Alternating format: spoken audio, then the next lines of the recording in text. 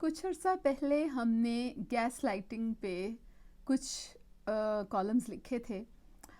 بہت سے دوستوں کا اصرار ہے کہ ہمیں گیس لائٹنگ کے جو کالمز ہیں وہ ریکارڈ کروانے چاہیے، کیونکہ بہت سے لوگ پڑھنا نہیں جانتے اور وہ سننا چاہتے ہیں. تو اس سلسلے کا پہلا کالم حاضر ہے: تپتے توے پہ پھدکتا مینڈک. ہماری بیٹی اور بیٹا خلاف معمول باورچی خانے میں تھے.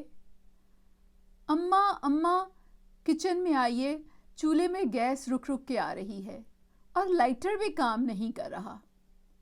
اف، انہیں آج کیا چولہا چوکی کا شوق لاحق ہوا. ہم زیر لب بڑبڑاتے ہوئے کچن میں پہنچے. کچھ جدید زمانے کی غذا تیار کرنے کے اجزاء چاروں طرف پھیلے ہوئے تھے اور چولہا تھا کہ جل کے ہی نہیں دے رہا تھا. گیس اور لائٹر دونوں ہی میں کوئی نقص معلوم ہوتا ہے. ابھی ٹیکنیشین بلانا پڑے گا. ہم یہ کہہ ہی رہے تھے کہ یکا یک دماغ میں کوندا سا لپک گیا: گیس لائٹنگ. ارے آج اس چولہے کی بدولت ہمیں کیا یاد آ گیا؟ آمریت پسند پدرسری معاشرے کا ایک اور ہتھیار، گیس لائٹنگ.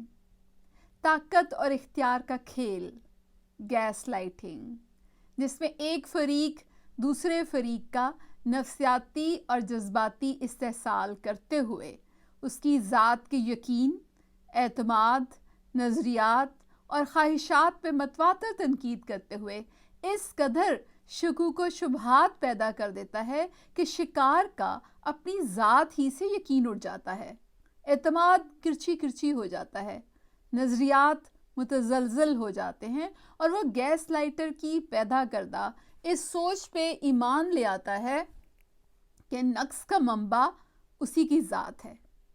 گیس لائٹنگ کا دائرہ عمل محض عورت اور مرد کے تعلقات تک محدود نہیں. بے پناہ طاقت اور اختیار کی چاہ، فتح کرنے کی خواہش اور دوسروں کو اپنا مطیع بنانے کا چاؤ معاشرے کے مختلف طبقات، افراد اور تعلقات میں دیکھا جا سکتا ہے. سیاسی رہنما، مذہبی علماء، آمر اور پدرسری معاشرے میں پائے جانے والے شوقین افراد کو شناخت کرنا قطعی مشکل نہیں. عورت کے حقوق پہ بات کرنا ہماری پہچان ٹھہری، تو چلیے بات وہیں سے شروع کرتے ہیں. ہو سکتا ہے فلم کے رسیا کارین نے 1944 میں آنے والی فلم گیس لائٹ دیکھ رکھی ہو، جس میں ہیروئن انگرڈ برگمین کو اس کا شوہر جوڑ توڑ کر کے یقین دلاتا ہے کہ اس کی ہر سوچ شکستہ، ہر عمل مشکوک اور آپس کے تعلقات میں خرابی کی جڑ بیوی کی ذات ہے. ایک منظر میں دونوں ساتھ ساتھ چلتے ہوئے دکھائے جاتے ہیں. انگرڈ بے دھیانی میں ایک اجنبی کی طرف دیکھ کر بے ساختہ مسکرا دیتی ہے. اب دیکھیے شوہر محترم کیا حشر کرتے ہیں: کیا عام طور پہ تم اجنبی لوگوں سے ایسا ہی برتاؤ کرتی ہو؟ نہیں، مجھے ایسا لگا کہ شاید میں اس کو جانتی ہوں. اس کا جواب تھا: کیا تم مجھے سچ بتا رہی ہو؟ وہ بولی: مجھے جھوٹ بولنے کی ضرورت کیا ہے؟ آخر میں نہیں جانتی وہ کون ہے. پھر تم اس کی طرف دیکھ کر مسکرائیں کیوں؟ یہ شوہر صاحب تھے. میں اصل میں کچھ سوچ رہی تھی، مجھے نہیں پتا میں کیوں مسکرائی. ہاں، جیسے اور بہت سی حرکتیں تم سوچے سمجھے بغیر کرتی ہو. کون سی حرکتیں؟ کچھ عرصے سے میں دیکھ رہا ہوں کہ تمہارا دھیان بہت بھٹکا ہوا رہتا ہے. تم اپنے آپ میں کھو جاتی ہو، تم چیزیں گم کر دیتی ہو، تم تھکی ہوئی نظر آتی ہو. ہاں، شاید ایسا ہی ہے، تم ٹھیک کہتے ہو. میں تھک کے کافی چیزوں پہ دھیان نہیں کر سکتی. دیکھا آپ نے، ایک سادہ بے معنی مسکراہٹ کے اختتام پہ بیوی کو شرم دلا کے اس بات کا یقین دلا دیا گیا کہ اس کی ذات میں خلا پایا جاتا ہے، اور وہ ایک سادہ لاشعوری طور پہ کیے جانے والے عمل کے لیے بھی شوہر کو جواب دہ ہے. جو اس کی ذات کے بقیے ادھیڑنے کے لیے معمولی بات کو بھی ایک مخصوص نظر اور خاص زاویے سے دیکھ رہا ہے۔ مرد اور عورت کے تعلقات یا رشتے میں اگر ایک فریق ہمیشہ نکتہ چین، طنز، اعتراض، تنقید، الزام تراشی اور دوسرے کو شرمندہ کیے جانے کا کوئی موقع ہاتھ سے نہ جانے دے تو جان لیجئے وہ گیس لائٹر ہے اور دوسرا اس کا شکار۔ لیجئے صاحب، گیس لائٹر کو شناخت کرنے کی کچھ نشاندہی ہم کیے دیتے ہیں۔ نمبر 1 ہے مضبوط سفید جھوٹ۔ گیس لائٹر ایسے جھوٹ بولتے ہیں کہ جھوٹ کی اصلیت جانتے ہوئے بھی سامنے والا ان پہ ایمان لے آتا ہے۔ نمبر 2 ہے اپنے کہے کو جھٹلانا۔ سننے والا جانتا ہے کہ گیس لائٹر نے کب کس موقع پہ کیا کہا، لیکن گیس لائٹر اس شد و مد سے تردید کرتا ہے کہ شکار ثبوت ہونے کے باوجود ذہنی ابتری میں مبتلا ہو جائے اور سوچے کہیں میں ہی غلط تو نہیں۔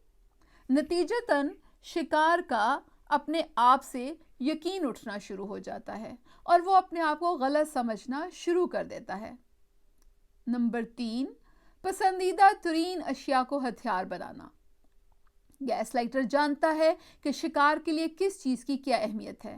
مثال کے طور پہ ساتھی کی شناخت، کیریئر، کتابیں، فلم بینی، دوستوں کی محفلیں، گفتگو۔ وہ ان سب پہ تنقید کرتے ہوئے کہے گا کہ اسے یہ سب پسند نہیں، اور ساتھ ہی بہتر بننے کی کوشش میں اپنی محبوب اشیاء سے کنارہ کشی اختیار کرے۔ گیس لائٹر شکار کی بنیادی شخصیت پہ حملہ کرتے ہوئے اسے ہر بات میں معاشرے کے جملہ تصورات کے برعکس قرار دے کے احساس جرم میں مبتلا کرتا ہے۔ نمبر 4 ہے توے پہ بیٹھا ہوا مینڈک، جو ہمارے مضمون کا عنوان بھی ہے۔ گیس لائٹنگ ایک آہستہ رو عمل ہے۔ وقتاً فوقتاً جھوٹ، بار بار تنقید اور جھٹلائے جانے کی زد میں آئے ہوئے شکار سمجھ ہی نہیں پاتے کہ ان کا اپنے آپ سے اعتماد اور ان کی شناخت چھینی جا رہی ہے۔ جیسے کسی مینڈک کو توے پہ بٹھا کے آہستہ آہستہ آنچ بڑھائی جائے اور مینڈک کو حرارت تو پہنچے، لیکن یہ اندازہ کبھی نہ ہو سکے کہ اس کے ساتھ ہو کیا رہا ہے۔ نمبر 5، قول و فعل بالتضاد۔ گیس لائٹر کھوکھلی باتیں کرتا ہے، اس کا فعل کچھ اور ظاہر کرتا ہے اور وہ باتوں سے میل نہیں کھاتا۔ نمبر 6، تنقید و تعریف ساتھ ساتھ۔ تنقید سہتا ہوا ساتھی ایک دن انگشت بدندہ رہ جاتا ہے جب گیس لائٹر ساتھی کی یکدم تعریف کرے اور ساتھی مزید ذہنی خلل و ہیجان کا شکار ہو کے سوچتا ہے کہ میرا شوہر یا بیوی یا ساتھی اتنا بھی برا نہیں، یہ تو میری تعریف کر رہا ہے۔ نمبر 7، ذہنی انتشار اور قوت ارادی کی کمزوری۔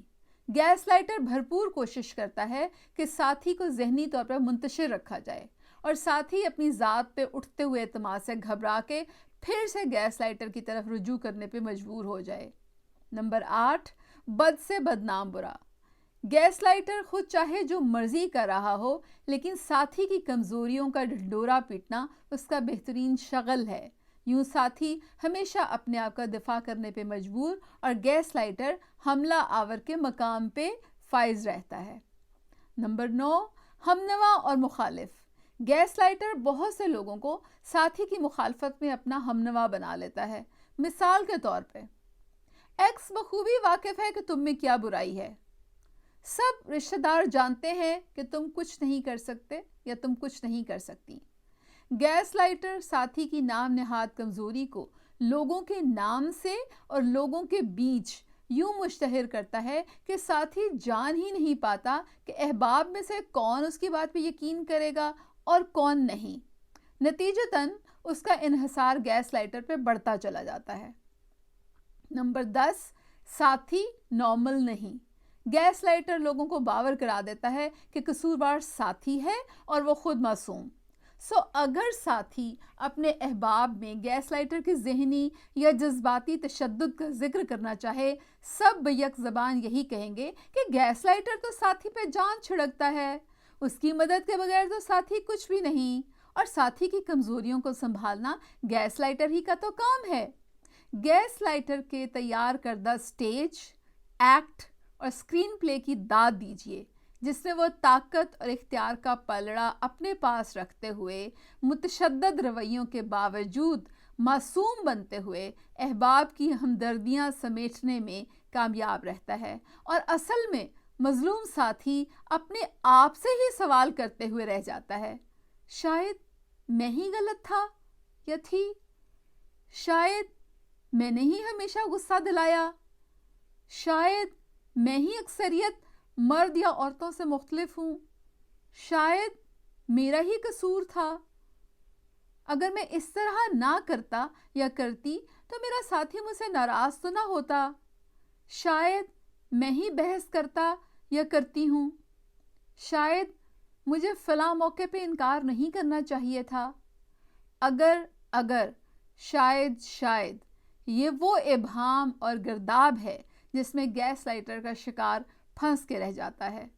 साहिबाने दानिश, हो सकता है आपके लिए हमारा ये मजमून एक ऐसा आईना हो जिसमें कुछ गर्द आलूद चेहरे वाज़े तौर पर दिखाई देने लगे और कुछ के जहन में घूमते पहियों का अंदाज़ा हो सके। हम कोशिश करेंगे कि इस आईना नुमा पे मज़ीद बात करें, शायद अब बाजी पलटने में कामयाब हो सकें।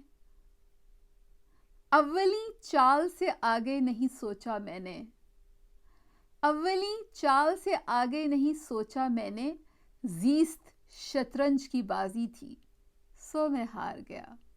शुक्रिया।